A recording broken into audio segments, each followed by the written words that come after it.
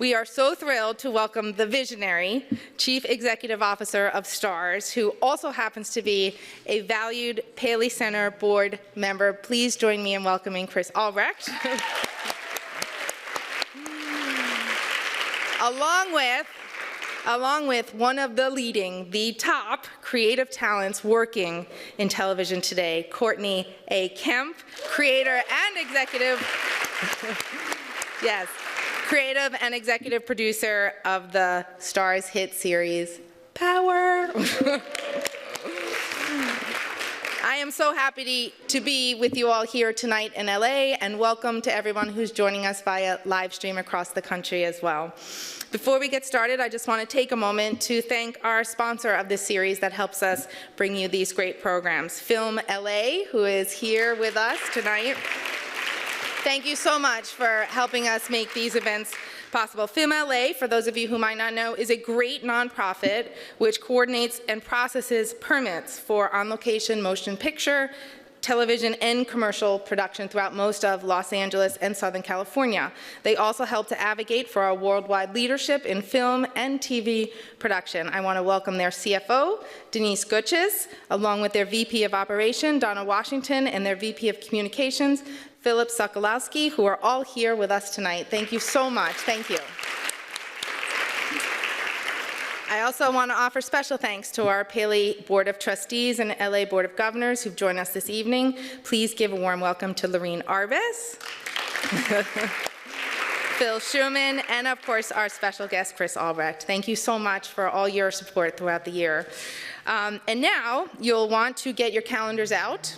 I'm very happy to report that our next Media Council event will feature another Paley LA board member, Steve Mosco, who will join us on June 2nd, chairman, of course, of Sony Pictures Television.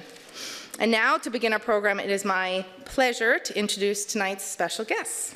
As Chief Executive Officer, Chris Albrecht oversees all of STARZ Networks, STARZ Distribution, Anchor Bay Entertainment, STARZ Worldwide Distribution, and STARZ Media. That's a lot. No.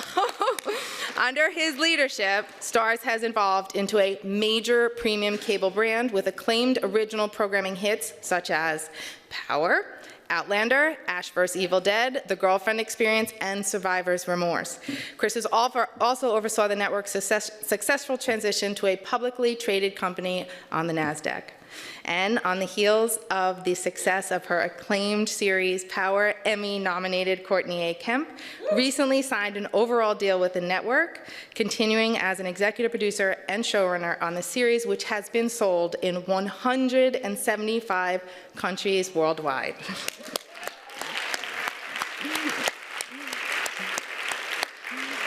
Now, hosting them in conversation this evening is our very dear, great, good friend, Deborah Birnbaum. Deborah is an accomplished editor and media strategist with more than 20 years' experience covering news and entertainment. We all know her, of course, as the executive editor for TV at Variety, where she oversees all television coverage for the trade magazine's multiple platforms. So let's start at the beginning. How did this magical relationship begin? How did you two meet? Was the bar where? No. I'm sorry, I don't remember. No, I'm kidding. I had come into STARZ and met Karen Bailey, who's here. I don't know if Marta's here or not, but Marta Fernandez, and we talked about the show a little bit. And then they asked me to come back in, and I came with 50, and with our whole cadre of producers, which is, like many shows these days, a long list of people. And I met Chris and Carmi and Ken Segna, who I basically talk to 9 times a day. When I first walked in, when Chris and they all walked in the room, I was like, oh, I'm really intimidated at this moment because I know who this is. And then I just thought, fuck it. If he doesn't like it, too bad. Like, it's gonna be fine. So I don't know. That was my first. Yeah. Actually, we had just. I had been in a meeting where we had agreed amongst ourselves, and might have even told the people, that we were going to develop a different show which had some similar themes to Power. Just, they weren't really close, but you knew you weren't going to ever put both shows on the air. And Marta came into me, maybe Karen, I don't remember if it was one or the other or both, And they said, look, before we make this other deal, you got to hear this pitch that we just heard. So I'm like, there you go, okay. So I went in, and it was Courtney and Mark, was it? Mark and 50. Mark Canton, another executive producer, and 50, of course. And we listened to the pitch, and I said, all right, we got to get out of that other thing.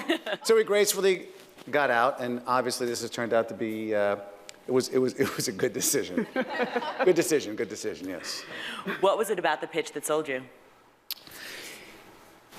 Well, you know, for me, the most important thing is for someone who's really talented, and although I hadn't worked with Courtney, she aside from how she presented herself in the room, I had heard from her, you know, the other credits that she had, knew that she had worked with good people in good systems, and that's really important. But for me, it's so important when someone comes in and they have a really clear idea of what's underneath the show and what they really want the show to be about. You know, not who's in it, not where it takes place, but what it's really about. And I certainly heard that day from Courtney. She had a great passion. She was really articulate. There were things in the show that she was already down the line, and she had so many things that I knew we weren't going to run out of important things that she could imbue these characters and these stories with. And then sitting, you know, having 50 Curtis in the room, it's in a world of, you know, people always go, well, how do you break through with 400 shows or this or that? It's being different, and certainly Curtis being involved with the show helped make it different. He's a consummate professional. He's an executive producer. He's a star. He's a music force. He's an entrepreneur. And I knew that with him as a partner, a marketing partner, we were going to be able to you know, get the word out. And certainly that you know, indeed helped. Not to mention the show was great. So. And when we came in, 50 had done a bunch of music. Like, he had actually written music for the show prior to us being picked up. So as I pitched, we were actually playing tracks. Like, we came in with a multimedia experience because it's like, look, you want this show. You really do. And we both put a lot of thought into it. And I think that helped, you know, to sell a complete idea. And we toasted with F and vodka, and we were done. Why was STARZ the right home for you for the show? Well, I mean, I think there's a number of reasons. One, STARZ was actually on the brink of changing. It was actually changing. So as a result, there was no formula for what made a STARZ show. So I was able to go in and just pitch, this is the thing that I want to do. And at the time, there was Black Sails, Outlander was, you know, it was coming along. And it was like, okay, well, you can do anything here. You want to do time travel? Great. You want to do a pirate show? Fantastic. You want to be now in New York City and shoot a lot of people? That's great. I mean, it's all great. So that was part of it. But I also think, and I mean, this is, unfortunately, it's part of what we still have to talk about in 2016, Chris is not afraid of black people and is not afraid to put them on the air. Unless there's a lot of them. And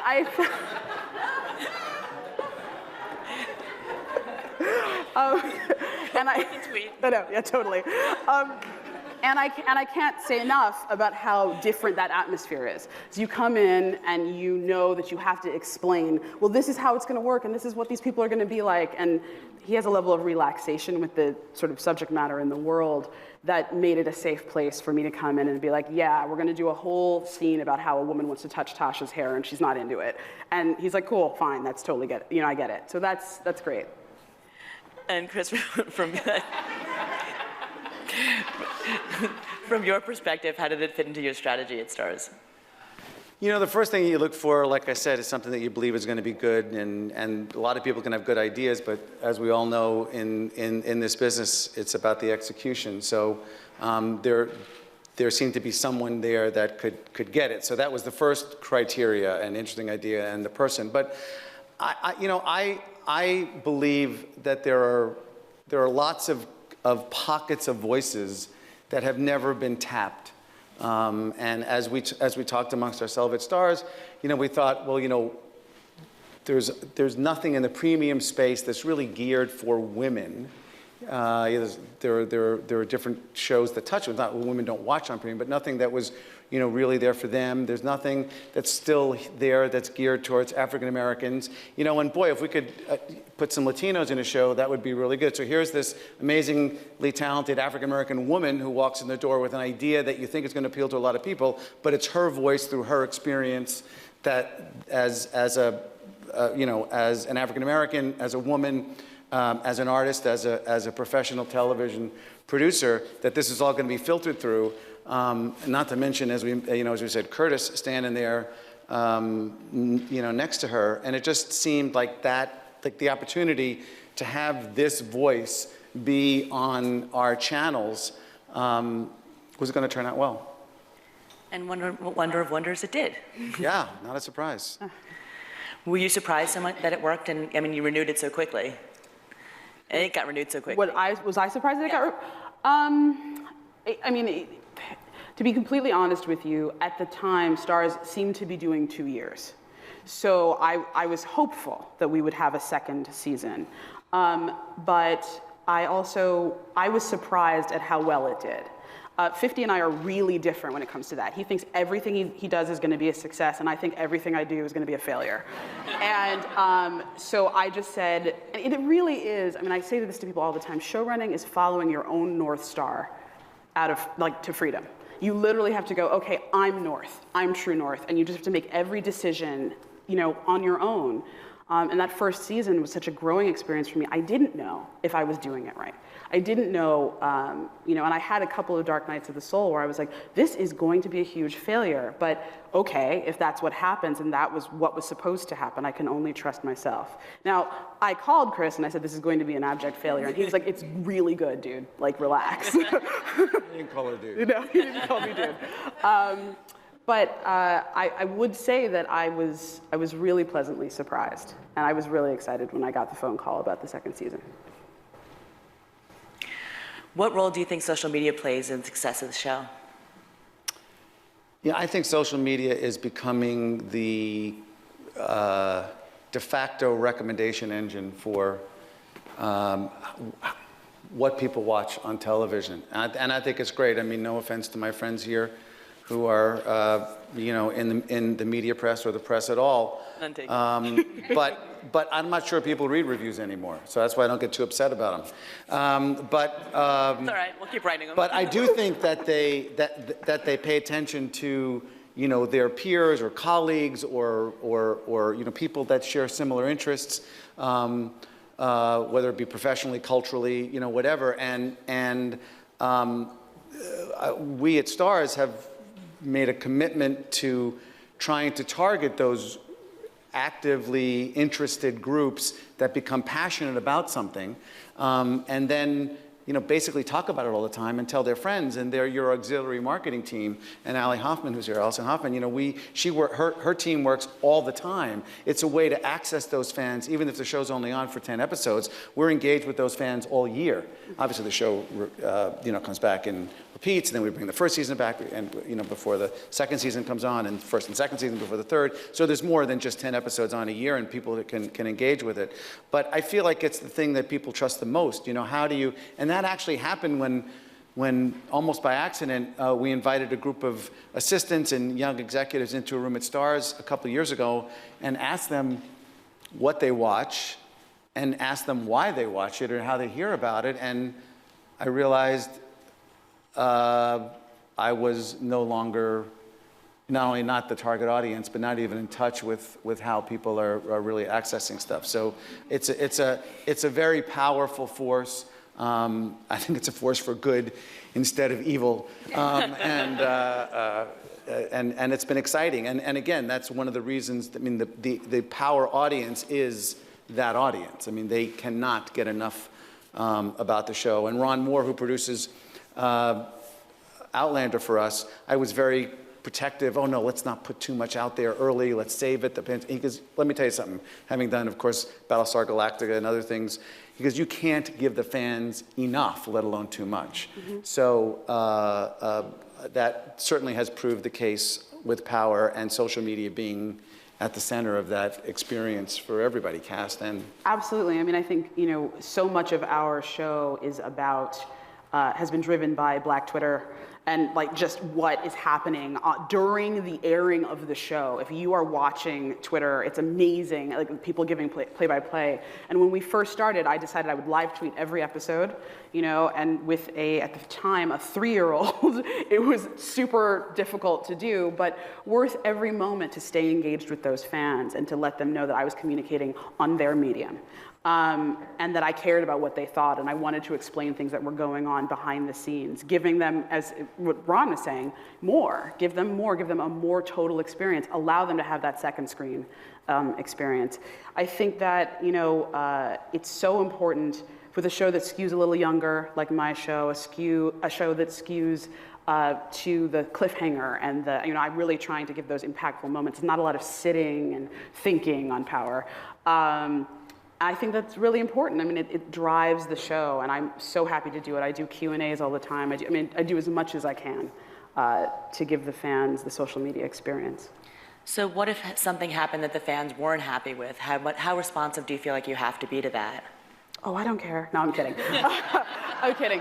I do tell my writers' room all the time, we can't script for the fan. We have to keep the show at a high octane level and make the decisions that are going to pay off long term.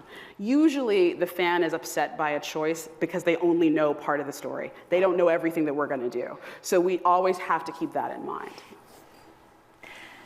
Given that you're on premium, how far can you push the boundaries? How far do you let her go? Is that a conversation that the two of you have? Yeah, I think so. I mean, there was the first season, I mean, if you talk about the transition between broadcast and cable, when I was writing the pilot, I got a piece of advice that was, you know, broadcast writers, as I did my whole career in broadcast writers don't go for it. So in the first episode, when Tommy has Maria, who's the girlfriend of the guy Miguel who gets shot in the basement of Truth in the very first episode, when Tommy has her, he used to do, in the script, he did something incredibly violent and assaultive to her. And we shot it. The actress was cool. Joseph Shakura, who plays Tommy, is an incredible professional, and they talked about what they were going to do, and it worked out. We shot it, and then we put it in the first cut. And Chris said to me, "You don't need it. You don't need it." Even though it was in, you know, every iteration of the script up to that point, we didn't need to go there. And it would have been fine. It was a totally premium cable moment, but not everything needs to be shown. He taught me some restraint, which I thought was like a really great thing to learn at that point. Like, don't just go for it just to go for it. You know, I think I'm actually getting a chance to work with a guy I worked with a long time ago, Tom Fontana, who created a show called Oz. And I always say that Oz was really the show that changed everything, because I feel when people watched the first episode of Oz, not the fans who really liked it, but there were writers and producers everywhere that went, "Holy shit, you can do that on television?" You know, and I think that then everybody, like, you know, then the reaction is almost like anything else that's kind of been suppressed for a while. You know, let's get him. And so there's a balance that comes in. But the thing about Courtney, and I'll talk about her especially because she's here, and we're in a really tough negotiation with her right now. You know, this is a really, really talented person. That goes without saying. You can see the work, and the work speaks for itself, and it all comes from Courtney, the inspiration, and but this is running a television show is a really difficult job. You have to be a really talented professional. You can't be, you have to be both. And she has been, to watch her learn her job as a showrunner, not just, I mean, she's a writer, and obviously she's worked with really good people, but you know, she's let me in a little bit. I always feel like the job of the great executive, which I don't consider myself, but I have some ones that I work with, is to just kind of be like the person who keeps the cards just don't get too far in the way. Don't reshuffle the deck. Don't try and deal cards. Just stand there and let everybody else sort of do their thing and be there to answer questions or to help or to support. So to see, I think the thing that Courtney would probably be most surprised with, if she could stand on the outside and see in, would be how really freaking good she's got at doing this. And it is hard. And she came in not with somebody over her to sort of teach her the ropes in this job. She came in and, you know, she jumped out.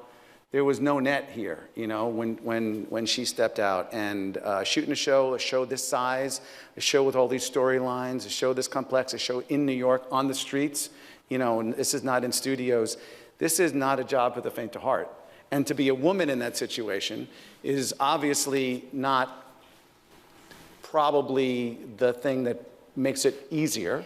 You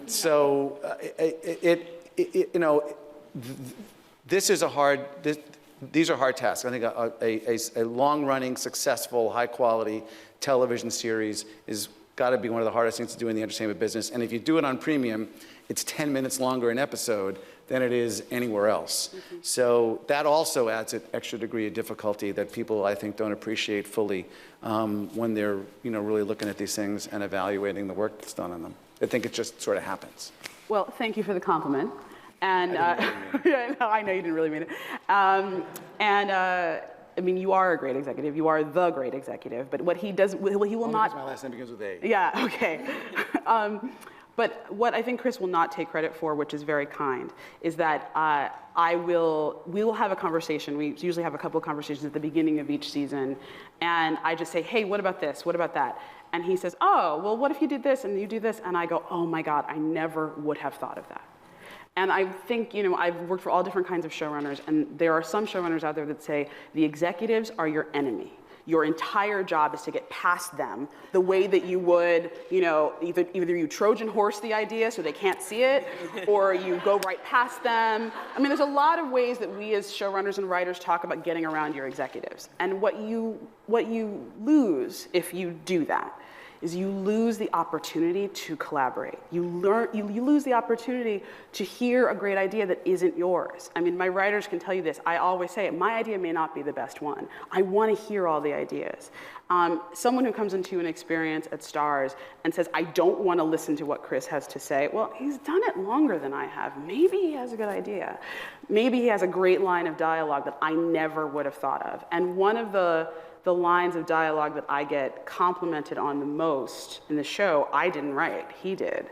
What was the line? Oh God, it's Tommy. He says, what is it? It's a conversation between Tommy and Ghost, and he says, it's in the first episode. Ghost says, keep your hands off the merchandise, when he's talking about, he goes, well, that redheaded waitress you got in there, what's her name? Keep your hands off the merchandise. And I just thought, oh, it was just really, really funny. And Omari still, am I getting it right? I think I'm getting it right. I've never met you before.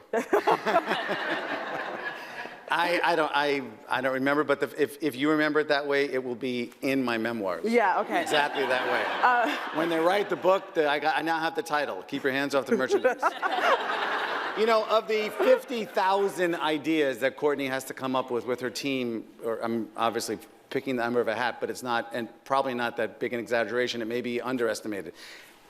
I may have 5 suggestions for her, you know, so it's always great to have somebody to bounce off of, and knowing, you know, being the boss and having been the boss at STARZ now, you know, gratefully for a long time, at HBO as the CEO and head of programming for a long time, I know the feeling of when someone asks you a question and you wish you could go like that, you go, oh, yeah. So, you know, Courtney's in that position. Like I said, she kind of walked off the, you know, the platform onto the high wire with no net underneath her. And she can come to me without having it be anything other than, hey, what do you think about this? Yeah, and she knows that I really value that, because I don't get to do that a lot. And not everybody really values my opinion. So, yeah, some of them are here in front of me.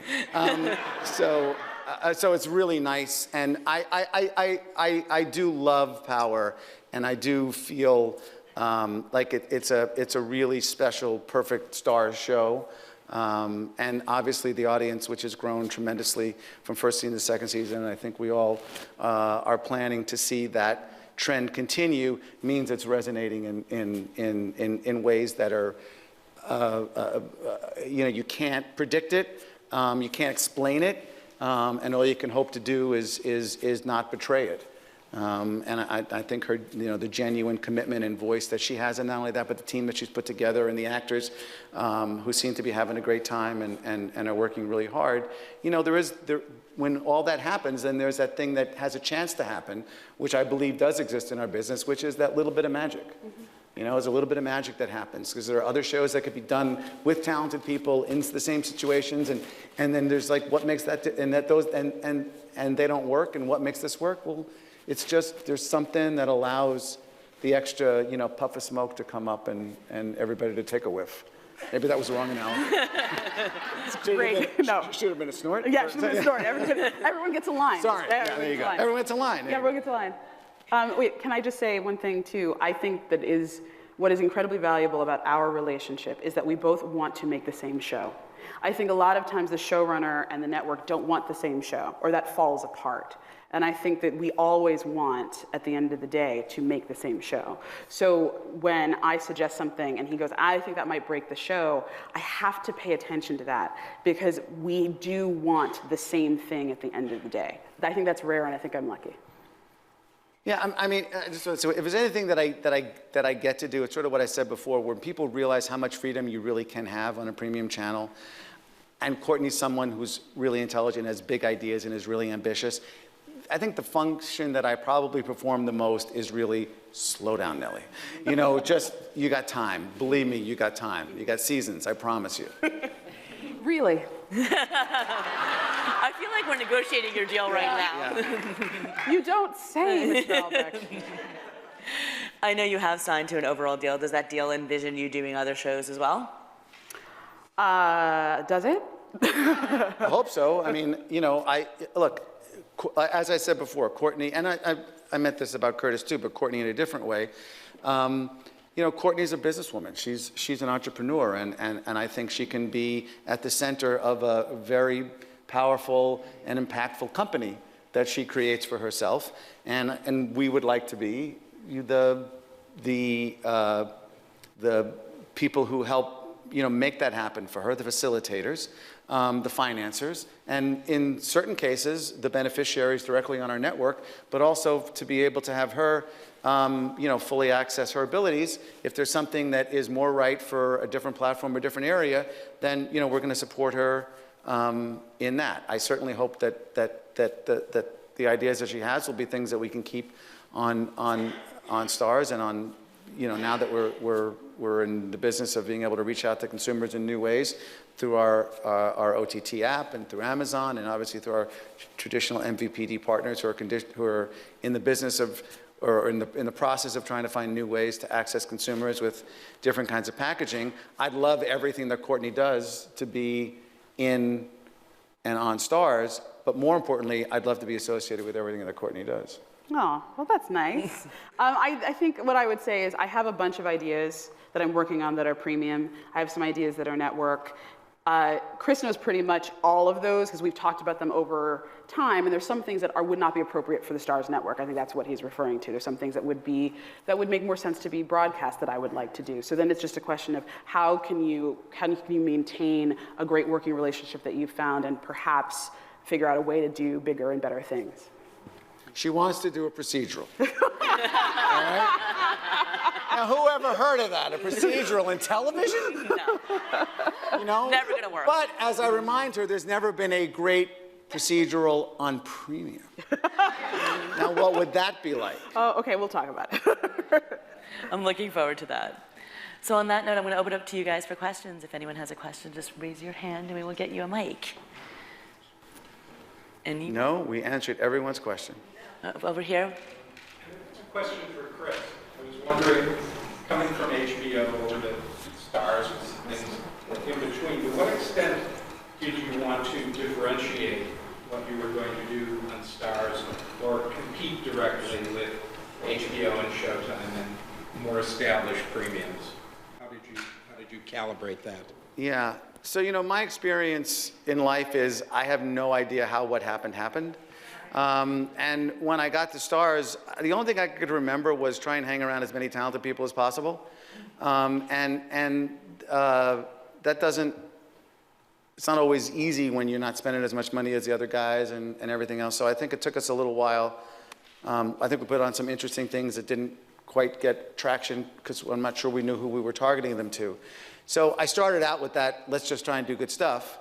And you know, my job is, I don't feel like we're in competition with anybody, and yet we're in competition with everybody. That's because other people compare us to everybody. I don't. And one of the things I like about having this, philosophy that's evolved about going to what we consider underserved audiences, really targeting someone, is that I think it informs the creative of the show. I think it informs the marketing of the show. It informs the PR. It informs the PR of the show, and it informs how we get to gauge the success of the show. If something has succeeded in what you've set out to accomplish, and it's good, then it probably means you should continue to support it. So certainly one of the things that surprised me when I got to STARZ was how much harder this job was than I remembered it. And then the public company thing became another whole, you know, the first book I was going to write when I left HBO was How to Run a Major Media Company Without Ever Having Taken a Business Class. Now the book would be How to Run 2 major media companies, one of them public, without ever having taken a business class. And so that occupies a lot of my time. And where I came up at HBO through programming, I came into STARZ as the CEO, and that was a different experience, which is why I'm even more dependent on the good graces of the great team I have and the talents of people like Courtney. But it's all about the talent. We're only as good as the people that come in the door to work with us. Thank you. Thank you. I'm Dalila Ali Raja. Nice to meet everybody. So two-part question. One, in building your empire that you're working on building with your storytelling, are you looking to tell mostly stories that you create, or are you wanting to do kind of what Shonda's been doing where you help other people tell stories as well?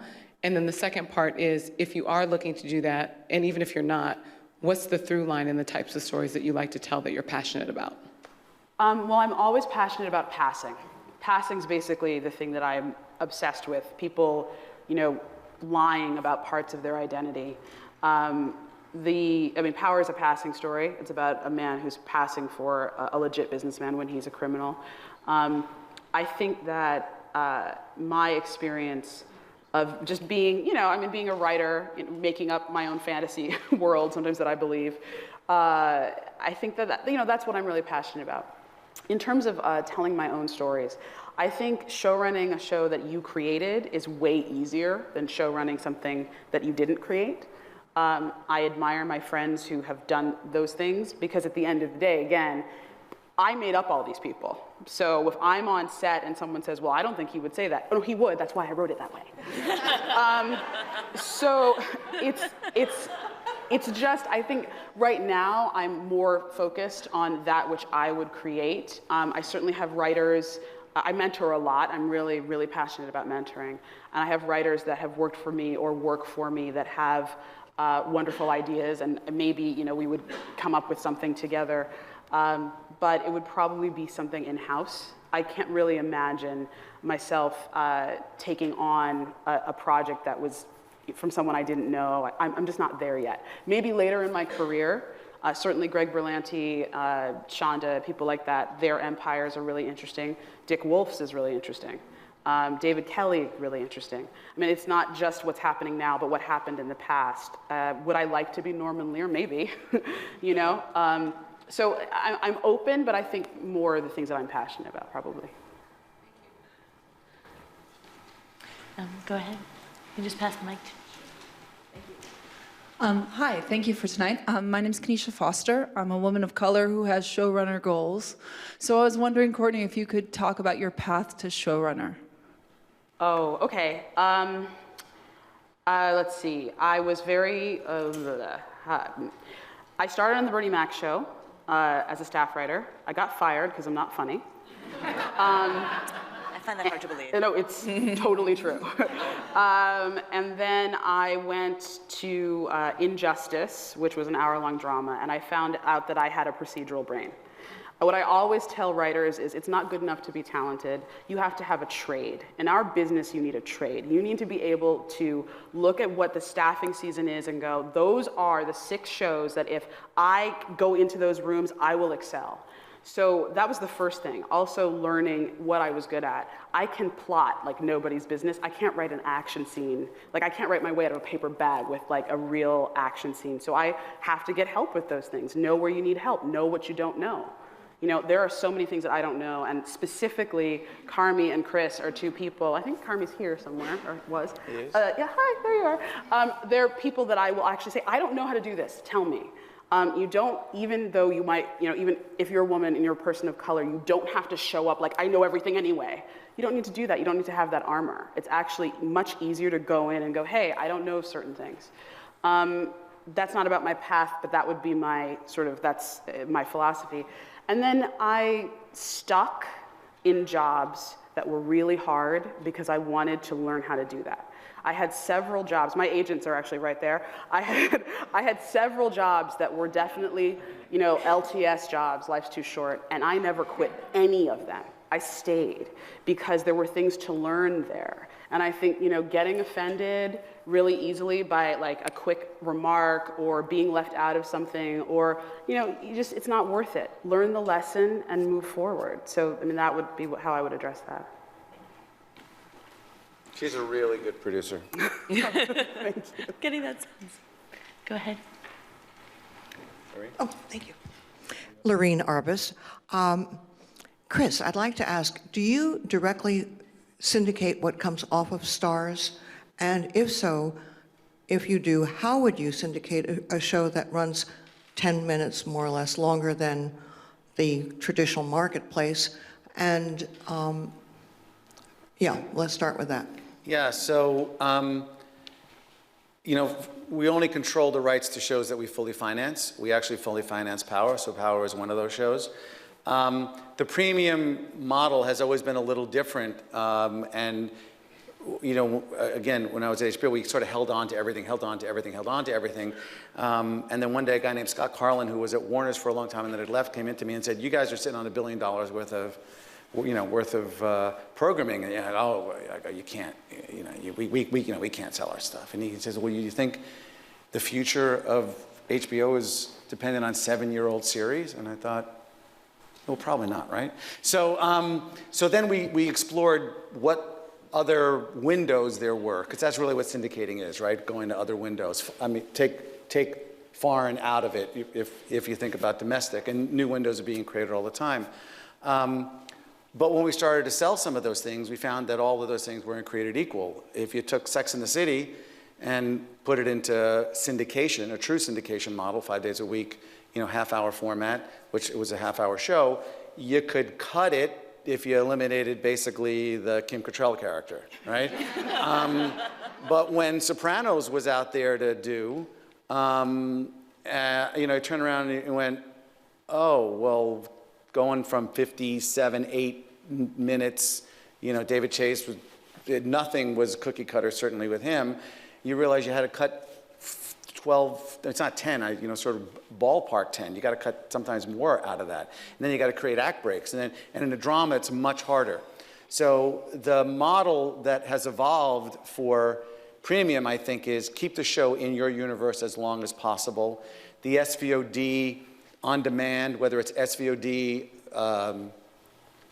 not on your platform, so whether you sell to a Netflix or an Amazon or a Hulu, in premium, you're going to probably do that after a few years of the show, because if you do what the ad-supported guys do, put it at the end of every season, who's going to subscribe if they can get their favorite show, if you sort of cannibalize yourself.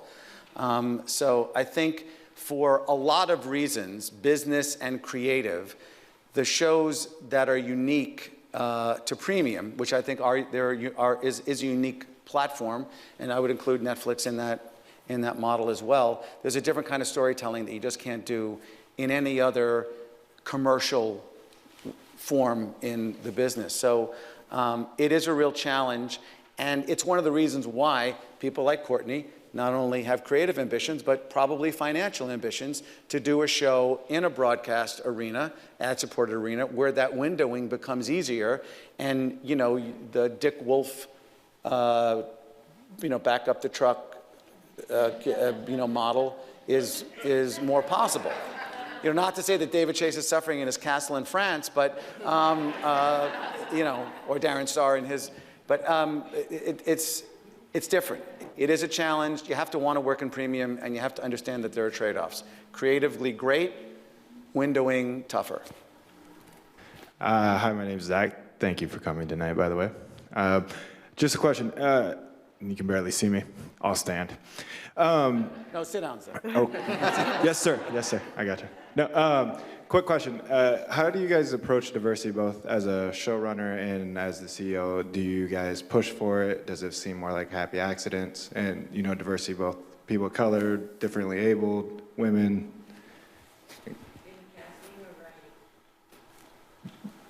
Wait, I heard something. Casting. Casting or writing? Casting or writing?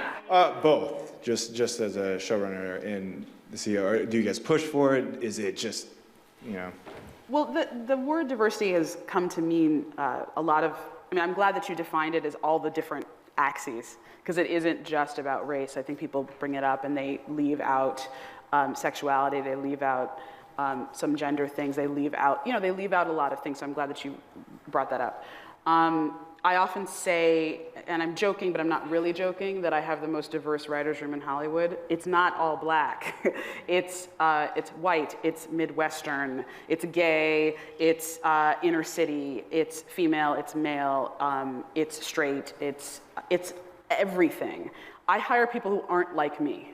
That is actually diversity. So there are no Ivy League Northeasterners in my writer's room, because I already got that for you. On my set, I'm very fortunate, I shoot in New York. I mean, it's really easy to populate that. And then the show itself, you know, the show itself is diverse in all the ways. I'm very, very fortunate that I get to do everything. And one great moment I had was I worked on 2 shows with Victor Garber. And when I was doing the first season, I called Victor and I said, "What do you want to do?" And he said, "I've never gotten to really be gay on television." And I said, "I got that for you. I'm gonna," you know, he was like, let's, you know, and we started to talk about Simon Stern and how to create that character. Victor's a long-term veteran of TV, but we got to have that conversation about, like, what do you want to do? And so I was like, how do you feel about an orgy? And he was like, totally great. I'm like, all right, cool. And then I called Chris and I said, how do you feel about an orgy? And he's like, totally great. So, I mean, I guess that's my answer to your question. I guess my answer would be, you know, Carmi is actually Carmi's word, but, and you know, Carmi Zlotnick, my friend, colleague, and partner of 30 years. If you ever want Chris Albrecht stories, don't ask him, please. But you know, he uses the word genuine. And I think more and more as there are things out there, one of the things that can distinguish a show from another is if the voice is genuine. The voice of the show is genuine. Now, in a sci-fi show, the voice could be genuine because it's a fan of either the source material or just someone who's a sci-fi fan, and doesn't matter what gender or color or you know, sexual choice they've made for themselves or didn't make for themselves.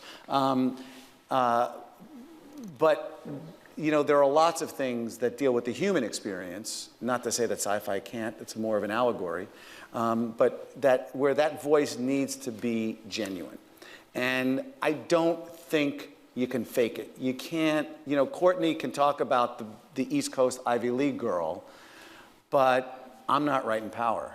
You know, there's something about not just who she is as a person and what her own life experience has brought to her, but what it's created in her imagination, how she interacts with the world, being able to put together that group of people fearlessly.